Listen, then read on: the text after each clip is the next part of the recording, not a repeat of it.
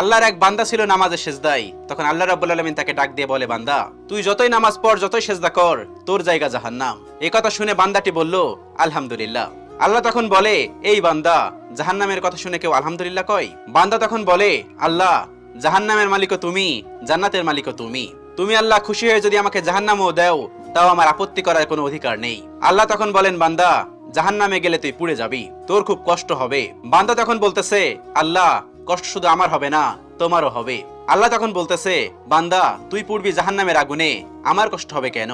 বান্দা তখন বলে, আল্লাহ, কোনো মায়ের কোল থেকে যদি কোনো বাচ্চা পানিতে পড়ে যায়, তাহলে কোনো মাই দূরে দাঁড়িয়ে থাকতে পারে না, দৌড়ে গিয়ে বাচ্চাকে কোলে নেয়। আমার বিশ্বাস ওই মায়ের চেয়ে কোটি কোটি গুণ দয়া তোমার বেশি। আমাকে জাহান্নাম দিলে তুমিও আল্লাহ শান্তি পাবে না। আল্লাহ তখন বলে, বান্দা, এই দলিল তুই কই পাইলি?